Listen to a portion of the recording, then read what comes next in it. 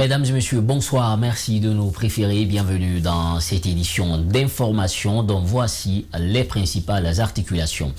La CEDEAO, Communauté économique des États de l'Afrique de l'Ouest, commémore ce jeudi 28 mai l'an 45 de la création au Nigeria en 1975.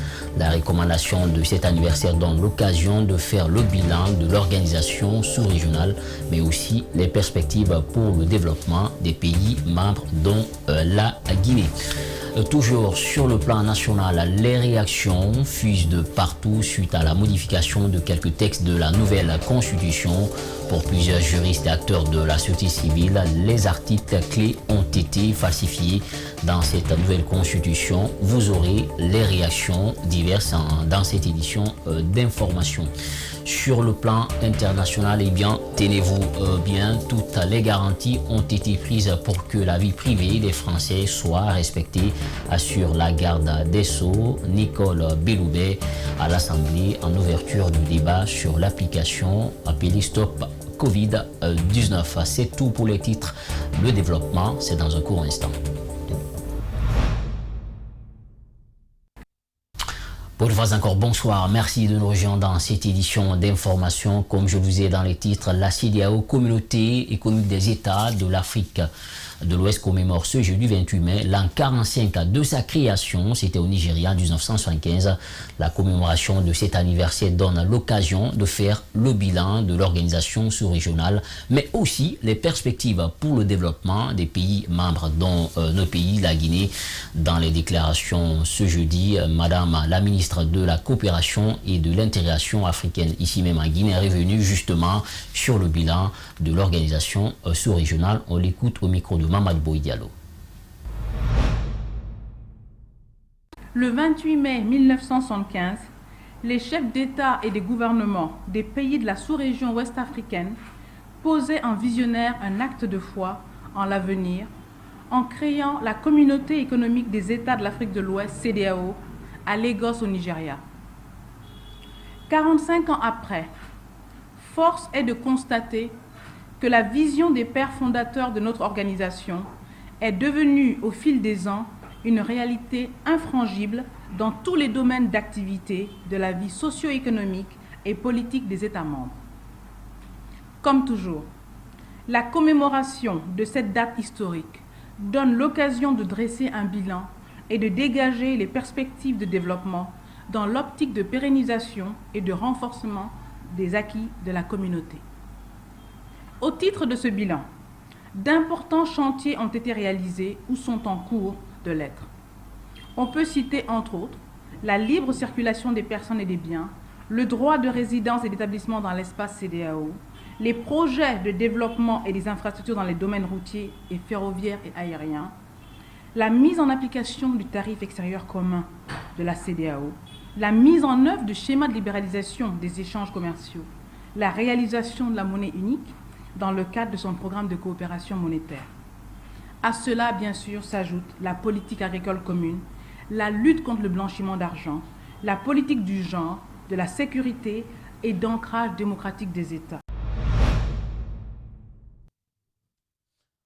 Toujours dans le même cadre, il faut dire que la CEDEAO célèbre cette date de création dans un contexte marqué par la crise sanitaire liée au coronavirus. Madame la ministre invite les États donc membres à redoubler d'efforts pour lutter de façon efficace et coordonnée contre la maladie. On l'écoute à nouveau au micro de Mamadou Boyalo et Aboubacar Din Kamara. Cet anniversaire se célèbre dans un contexte particulier, car tous les États membres de la CEDEAO subissent de plein fouet les effets pervers d'une crise sanitaire sans précédent liée au Covid-19, que vit aujourd'hui l'humanité tout entière. Cette pandémie représente une grave menace pour le processus d'intégration de notre sous-région, ainsi que pour le programme régional de paix et de sécurité de la communauté. Dans un élan de solidarité totale, les gouvernements de la sous-région doivent agir ensemble en partageant leurs expériences telles que prescrites par le sommet extraordinaire de la CEDEAO consacré à la pandémie, au cours duquel son Excellence M. Buhari, président de la République fédérale du Nigeria, a été désigné par ses pairs pour coordonner la riposte communautaire. Je vous le dis en titre, les réactions fusent de partout sur la modification de quelques textes de la nouvelle constitution. Pour plusieurs juristes et acteurs de la société civile, les articles clés ont été tout simplement falsifiés dans cette nouvelle constitution. Ce jeudi, Maître Pépé Lama a clairement dit dans l'émission Les Grandes Gueules. Reportage donc signé Yinabou Bangora et Aboubakar Kike Bangora. La modification de la nouvelle constitution est sur toutes les lèvres. La colère se lit sur plusieurs visages. Selon Maître Pépé Lama, avocat à la Cour, plus de 16 articles ont connu des modifications substantielles dans la nouvelle constitution. Les modifications qui crèvent les yeux, vous avez entre autres l'article 42, l'article 106, l'article 76, 77, des deux textes en fait. Quand vous faites une lecture minutieuse des articles 42 des deux textes, je veux parler du projet soumis au référendum du 22 mars et le document publié le 14 avril 2020, vous verrez que tout a changé. L'une des plus importantes modifications concerne la loi sur la candidature indépendante. Pour Maître Pépé Antoine Lama, ce document n'est nullement valable pour le peuple de Guinée, qu'il qualifie d'ailleurs de trahison. Juridiquement inadmissible. Vous ne pouvez pas soumettre un texte que vous avez pris soin de publier dans le journal officiel avant le référendum, de sortir enfin un document réécrit après le référendum en violation flagrante de la procédure référendaire. Il n'y a que le document soumis au référendum avec lequel toute la propagande, toute la campagne pour le référendum a été bâtie qui doit être publié au journal officiel. Une idée partagée par certains acteurs de la société civile, Abdoul Sako pense qu'une constitution qui a été publiée au journal officiel doit être vulgarisée. Une fois qu'une loi est publiée dans le journal officiel, la première des choses que nous faisons, c'est d'aller d'abord chercher le journal officiel, de payer. Vous avez vu ça là, c'est à 200 000 francs qu'on l'avait acquis. Mais depuis la publication dans le journal officiel de cette nouvelle constitution, nous ne parvenons pas d'abord à la voir. Certains acteurs de la société civile et Maître Pépé Lama n'entendent pas baisser les bras. Il reste à savoir si ces falsifications seront changées dans les jours à venir. La question reste posée. Un mot de culture dans cette édition d'information. L'icône de la musique Mandeng Mori Kanté, décédé vendredi dernier, déchu de maladie à Conakry, il faut le rappeler, restera jamais dans le cœur des Guinéens. En effet, l'Institut supérieur des arts de Guinée, ISAG, portera désormais ce nom de l'artiste Mori Kanté.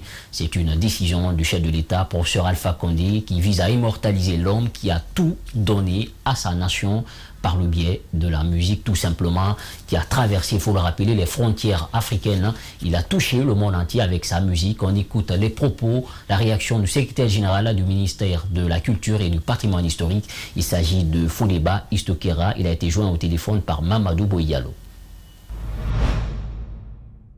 Bon, c'est d'abord une grande satisfaction, mais aussi une grande surprise, un gros cadeau que le président de la République fait au monde de la culture. Vous savez, depuis qu'il est à la magistrature suprême de notre pays, et ça je le dis sans démagogie aucune, toutes nos requêtes ont été prises en compte par le président de la République, tant au niveau des sports qu'au niveau de la culture. Et hier encore, l'acte posé nous réconforte à plus d'un titre. Vous savez qu'à l'occasion de la cérémonie de lancement de la 18e édition du Festival national des arts et de la culture, le président Alpha Condé, du vivant de Mori Kanté, l'avait honoré au plus haut niveau de notre pays, c'est-à-dire il était chevalier de l'ordre national du mérite de son vivant. Et aujourd'hui, 4 jours après son décès, il est honoré à titre posthume en lui donnant le nom du plus grand temple du savoir culturel de notre pays, c'est-à-dire l'Institut supérieur des arts de Dubreka. Et je crois que ça, c'est un mérite pour non seulement celui qui porte désormais le nom, c'est-à-dire Feu Mori Kanté.